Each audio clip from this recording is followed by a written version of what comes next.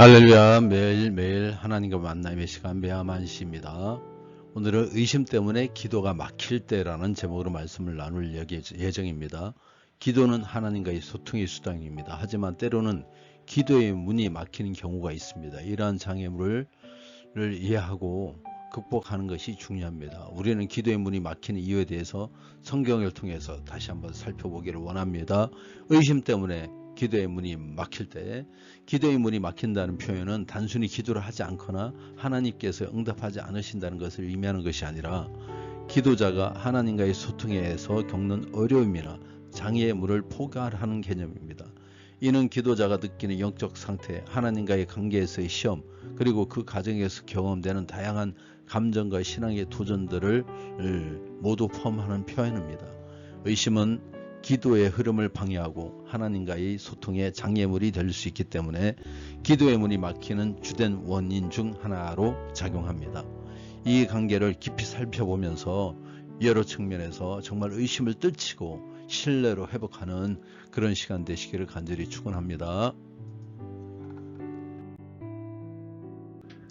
오늘 함께 하실 말씀은 야고보서 1장 6절에서 8절의 말씀입니다.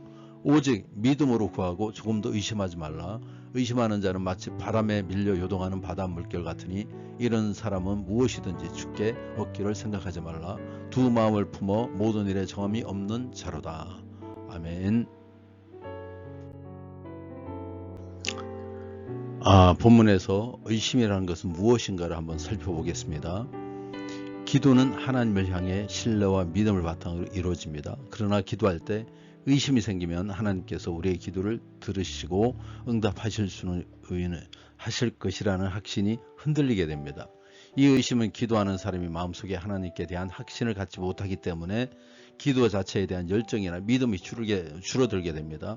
즉 의심이 기도에 응답하는 길을 방해하는 장애물로 작용하게 됩니다. 의심은요, 기도자가 하나님께 전적으로 의지하지 못하고 마음이 나눠지게, 두 갈래로 나눠지게 만드는 겁니다. 이는 기도가 막히는 직접적 원인이 됩니다. 의심할 때 기도자는 자신의 문제를 하나님께 온전히 맡기지 못하거나 하나님께서 그 문제를 해결할 수 있는 확신을 가지지 못합니다. 이런 상태에서 하나님에 대한 신뢰를 방해할 이런 것들은 하나님에 대한 신뢰를 방해할 뿐만 아니라 기도자의 마음을 아주 혼란스럽게 만듭니다. 기도가 집중되지 않거나 힘을 잃어버리게 되는 것입니다. 기도의 문이 막히는 결과로 오게 된다는 것입니다. 그러므로 의심이 기도에 미치는 영향이 있습니다. 크게 세 가지로 살펴볼 수 있는데요. 의심이 깊어지면 기도자는 하나님께서 자신의 기도를 응답하지 않을 것이라고 믿거나 응답이 오더라도 그것이 하나님의 뜻과 관련이 없다고 생각하게 됩니다. 이러한 태도는 기도의 문을 막아 기도의 응답을 받지 못하게 하는 것입니다. 응답에 대한 기대가 사라지게 되는 것이죠. 두 번째는 의심은 하나님과의 관계를 약화시킵니다. 기도는 하나님과의 소통을 통해 그분과의 관계를 깊이 맺는 시간입니다. 그러나 의심이 생기면 하나님께서 가까이 나가는 것이 어려워지고 기도를 통해 하나님 뜻을 이해하거나 응답을 기다리는 것이 힘들어집니다. 이로 인해서요, 하나님 관계는 약화될 수가 있고 하나님께서 나를 들으시지 않는다고 느끼게 되어서 기도 생활이 점점 소홀해지거나 중단되는 상황이 생길 수가 있습니다. 그 다음에 세 번째는요, 이로 인해서요, 기도의 지속성이 떨어집니다. 점점 기도하고 싶은 마음이 사라지는 것이죠. 그래서 우리가 의심이 생기면요, 기도의 응답에 대한 기대감이 사라지고 하나님의 관계가 악화되고 기도의 지속성을 잃어버리는 그런 결과가 오게 됩니다. 그러면 이것을 어떻게 극복하느냐? 극복하는 것에 대해서 한번 나눠보겠습니다. 하나님의 약속을 먼저 믿어야 됩니다. 성경 말씀을 통해 하나님께서 우리의 기도를 들으시고 응답하신다는 약속을 기억하고 그분의 신실하심을 신뢰해야 됩니다. 마가복음 9장 24절에 한 아버지가 얘기합니다. 믿음 없는 것을 도와주소서. 믿음 없는 것을 도와주소서. 의심이 생길 때 하나님께 도움을 구해야 되는 것입니다. 하나님의 그 신실하심을 믿고 하나님이 도와주시옵소서 하고 기도를 해야 되는 것이죠. 두 번째는요, 기도와 묵상을 지속적으로 해야 됩니다. 의심이 있을 때라도 기도를 멈추지 말고 하나님의 뜻을 기다리며 지속적으로 기도해야 됩니다. 데살로니가에서 말씀하고 있죠. 쉬지 말고 기도하라. 쉬지 말고 기도하라. 이렇게 말씀하신 것처럼 우리가 의심 속에서도 인내와 신뢰로 기도를 계속 이어가야 하는 것이 아주 중요합니다.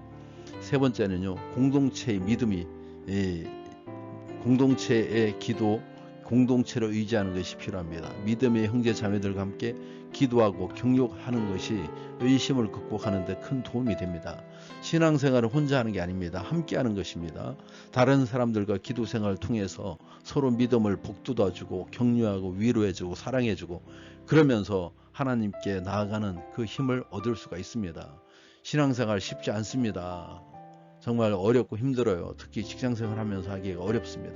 그러나 그럼에도 불구하고 믿음으로 지키는 사람들을 바라보면서 나아갈 때 정말 그들의 믿음이 지켜지는 그런 역사가 있는 것입니다. 그래서 저와 여러분은 이제 의심을 벗어버리고 하나님을 신뢰해야 됩니다. 의심은 우리의 기도를 방해하고 하나님과의 관계를 가로막습니다. 의심을 버리고 하나님을 신뢰하면 믿음으로 기도해야 될 줄로 믿습니다.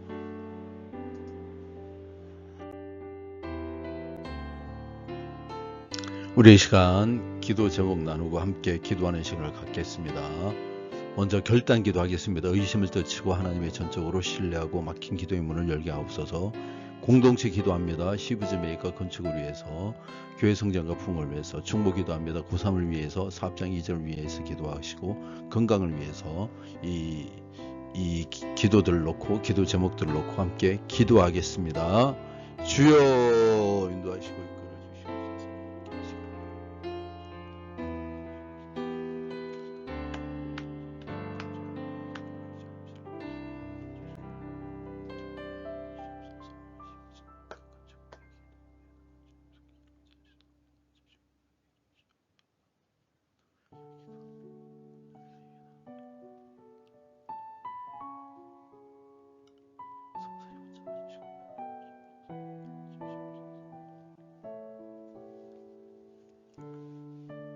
기도드리겠습니다.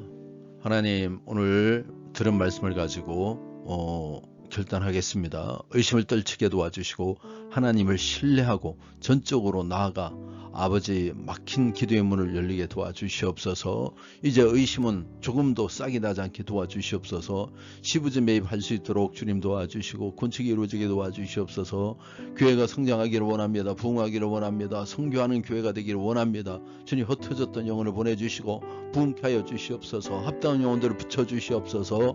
우리의 성산인을 위하여 기도합니다. 주님, 공부의 지혜와 지식과 능력을 주시고 수능을 이와 같이 접수하였사오니 또 이와 같이 수시로 접수되은 곳에서 원하는 대학에 합격할 수 있도록 은혜를 다하여 주시옵소서. 사업장 이전 앞둔 우리 호재 형제 인도하여 주셔서 사업장을 잘 이전할 수 있도록 도와주시고 건강한 한건함을 위하여 기도합니다. 우리 성도 가운데 여러 가지 불편함을 겪는 모든 성도들 치료함 받게 도와주시옵소서. 내가 나사렛 예수의 이름이니 모든 연약한 것들과 질병은 다 깨끗해질지어다. 온전해질지어다. 치료될지어다. 회복될지어다. 내가 나사렛 예수의 이름이니 속이는 더러운 귀신은 떠나갈지어다. 질병을 가져와서 떠나갈지어다. 귀신과 함께 질병은 떠나갈지어다. 고민은 떠나갈지어다. 걱정은 떠나갈지어다. 하나님께서 온전히 평안과 기쁨이 넘치게 하실 줄로 믿사오고 우리 주 예수 이름 받들어 기도합나이다. 아멘.